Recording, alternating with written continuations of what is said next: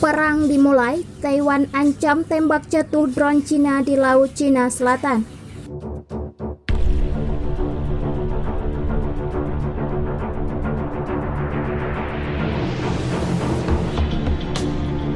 Taiwan mengancam akan menembak jatuh pesawat tanpa awak milik Cina jika mereka terbang terlalu dekat.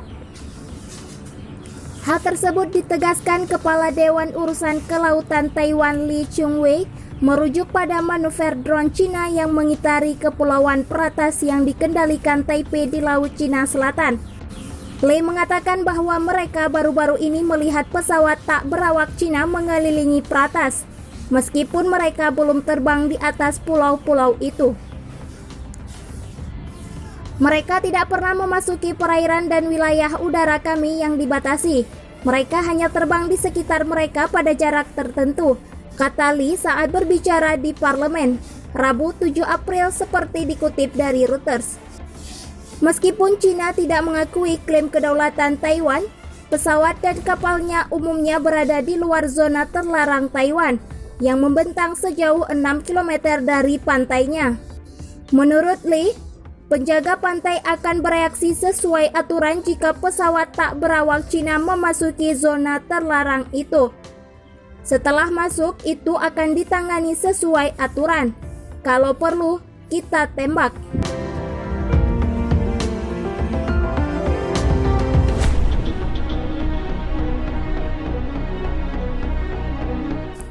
Kepulauan Peratas terletak di ujung atas jalur air yang disengketakan dan telah menjadi sumber perselisihan yang relatif baru antara Taiwan dan Beijing. Taiwan mengeluhkan peningkatan aktivitas militer Cina di dekat wilayah mereka dalam beberapa bulan terakhir.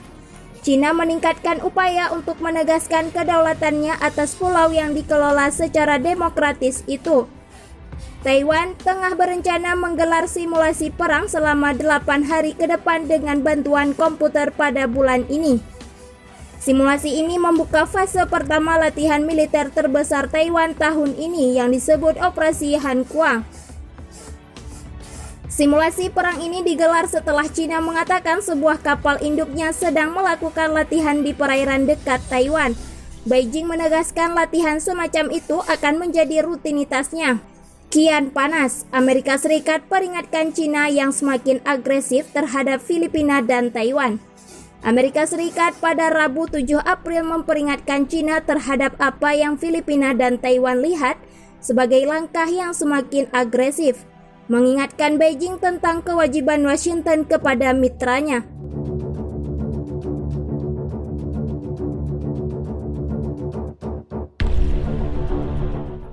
Serangan bersenjata terhadap angkatan bersenjata Filipina, kapal umum dan pesawat terbang di Pasifik termasuk di Laut Cina Selatan akan memicu kewajiban kami berdasarkan perjanjian pertahanan bersama Amerika Serikat Filipina, kata juru bicara Departemen Luar Negeri Amerika Serikat Ned Prince.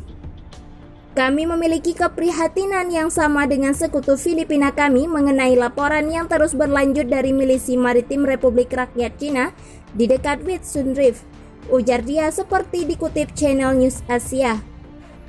Lebih dari 200 kapal Cina pertama kali terlihat pada 7 Maret di Whitsun Reef sekitar 320 km sebelah barat Pulau Palawan di Laut Cina Selatan yang diperebutkan, meskipun banyak yang sejak itu tersebar di seluruh kepulauan Spratly. Cina yang mengklaim hampir seluruh laut yang kaya sumber daya itu telah menolak permintaan selama berminggu-minggu dari Filipina untuk menarik kapal-kapal tersebut, yang menurut Manila memasuki zona ekonomi eksklusif secara tidak sah. Ketegangan juga meningkat dengan Taiwan, yang Beijing klaim sebagai bagian dari Cina, dan pada Rabu melaporkan lebih dari 15 pesawat militer Tiongkok menyeberang ke zona pertahanan udara pulau itu.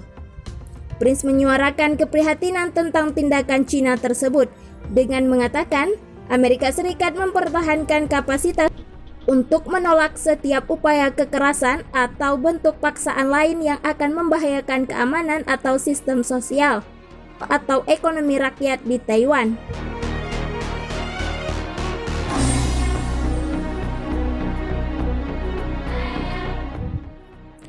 Dia menggunakan bahasa dari Undang-Undang Hubungan Taiwan, di mana Amerika Serikat berkewajiban menyediakan pulau itu sarana untuk mempertahankan diri dari Cina.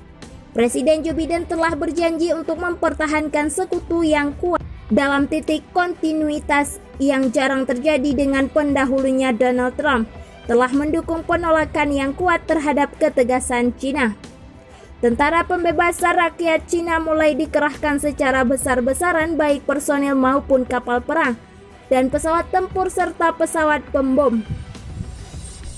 Di sisi lain, Amerika juga sudah siap dengan kapal induk bersama gugus tempur Armada Pasifik US Navy. Kedua kekuatan kini adu sangar di Laut Cina Selatan sambil menunggu lonceng perang dibunyikan. Sementara Indonesia juga harus bersiap menghadapi semua kemungkinan, termasuk medan perang yang kemungkinan bisa meluas masuk ke wilayah Indonesia. China dan Amerika Serikat telah mengirimkan kapal induk ke perairan di Laut Cina Timur dan Selatan yang diperdebatkan.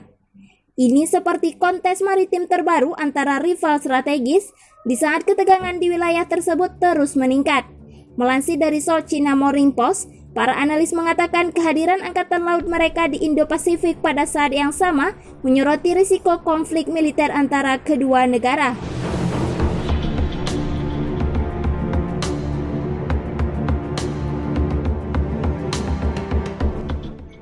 Beijing menegaskan klaim maritimnya di kawasan itu secara lebih agresif, dan Washington memfokuskan strategi pertahanannya untuk melawan Cina.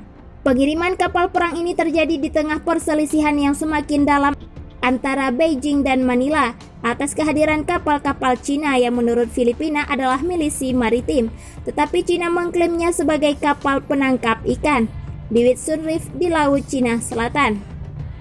Kementerian Luar Negeri Filipina pada Senin 5 April 2021 mengatakan, klaim Cina bahwa kapal-kapal itu berlindung dari cuaca buruk adalah kebohongan yang terang-terangan dan jelas-jelas sebuah narasi palsu dari klaim Cina yang ekspansif dan tidak sah di Laut Filipina Barat.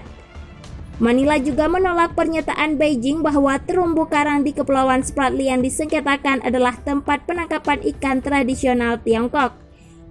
Mereka sekali lagi menuntut agar kapal Cina segera meninggalkan kapal itu di zona ekonomi eksklusifnya.